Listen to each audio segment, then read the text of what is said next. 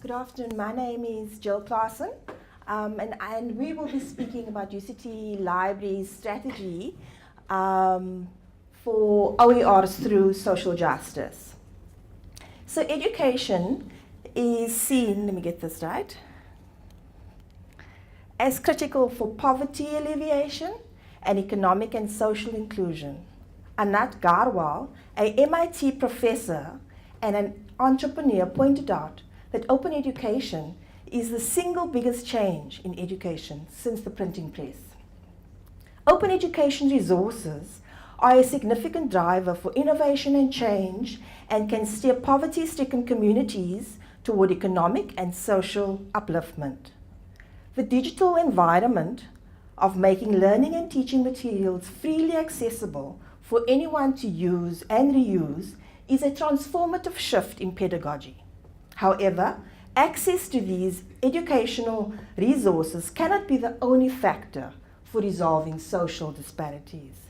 Sarah Kissinger posits that technology, language, and applicability are also important factors. She asks the question, what does it take for an OER to not just be translated, but truly localized, truly applicable to others' educational needs and prior understanding? It is with this question in mind that the social justice paradigm of equitable access to educational resources, rather than merely equal access, will be the focus of our presentation. In Africa, there are societal challenges that hinder access to resources, such as poverty, expensive bandwidth, electricity outages, and poor IT infrastructure. It is this myriad of challenges that hinder equal opportunities to access these free resources. In 2016, Reggie Raju said that social justice encompasses acts of fairness, equality, and justness toward others, and is a redistribution of resources to improve the situation of the disadvantaged. If UNESCO lauded OERs as the key to the building of peace, providing sustainable social and economic development and intercultural dialogue, then OERs have to have a significant role in Africa in the eradication of information poverty and injustice. However, the creators must be aware of its local technical standards and technological infrastructure required for accessing OERs so that it does not exclude marginalized groups.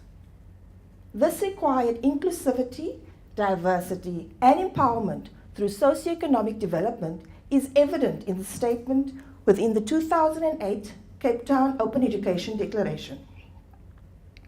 Wherever possible, they should be available in formats that are accessible to people with disabilities and people who do not yet have access to the internet.